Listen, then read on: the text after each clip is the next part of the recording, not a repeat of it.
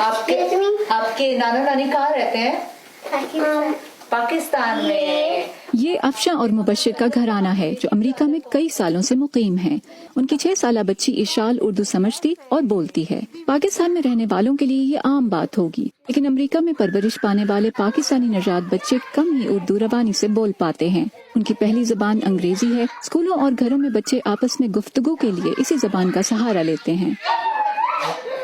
اشال کی والدہ افشاں مبشر سمجھتی ہیں کہ امریکہ جیسے معاشروں میں جہاں بچوں کو اردو زبان سکھانے کے لیے باقاعدہ ادارے موجود نہیں، والدین کے لیے اور بھی ضروری ہو جاتا ہے کہ بچوں کے ساتھ بچپن سے ہی اردو میں بات کی جائے. جب وہ 3 مہینے کی تھی، ہم نے گھر میں ایک رول بنا لیا کہ ہم اس کے ساتھ اردو ہی بولیں گے. ٹیلی ویژن ہے، ہم نے چینل پاکستانی سارے لیے کہ بچی واچ کرے گی، ٹی وی واچ کرے گی تو اردو بولنا اس سے زیادہ آسانی. اور ہم سے بھی پاکستان جاتے ہیں کزنس کے ساتھ آرام سے، ان کے ساتھ فری ہو جاتی ہے، کوئی پرابلم نہیں ہوتی.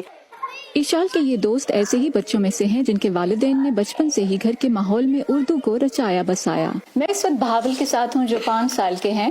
ان کی برتھ یعنی کہ پیدائش یہیں امریکہ میں ہوئی، لیکن ان کو باقاعدہ طور پر اردو سکھائی جا رہی ہے اور یہ قاعدہ پڑھ کے ہمیں سنائیں گے. Let's see how he does it. یہ قاعدہ ہے. بہاول چلیں اب یہاں سے اس کو پڑھنا شروع کریں. الف مدا الف انگور، بے پے پینڈا، تے تتلی، اے ٹماٹر.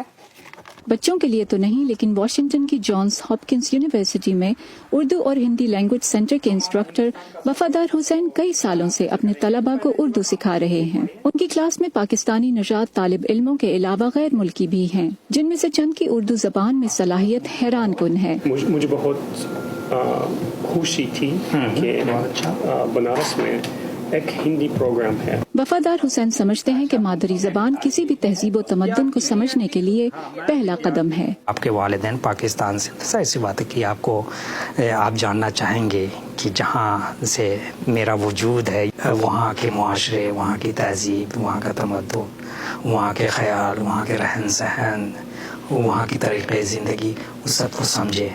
تو اگر اس چیزوں کو سمجھنا ہے تو زبان جو ہے ایک پہلا زینہ ہے. یہ طلباء مختلف وجوہات کی وجہ سے اردو سیکھ رہے ہیں. بچپن میں نے اردو نہیں سیکھی تھی. اب جب کہ مجھے اس کا موقع ملا ہے تو میں نے سوچا کیوں نہ اپنے کلچر اور ورثے کو سمجھا جائے. میری ساری فیملی اردو بولتی ہے اور وہ پاکستانی مووی بھی دیکھتے ہیں اور انڈین مووی بھی، جیسے بالی ووڈ گانے سنتے ہیں. اور مشکل ہوتی ہے جب اردو نہیں آتی ہے، سو مجھے سیکھنا تھا اور کنیکٹ کرنا تھا پاکستان کے ساتھ. میرا ابو پاکستان سے، لیکن بچپن میں اردو نہیں بولتی تھی. ابھی میں اردو سیکھ رہی ہوں کیونکہ میں لنک اپنی پاکستانی روٹس ہے.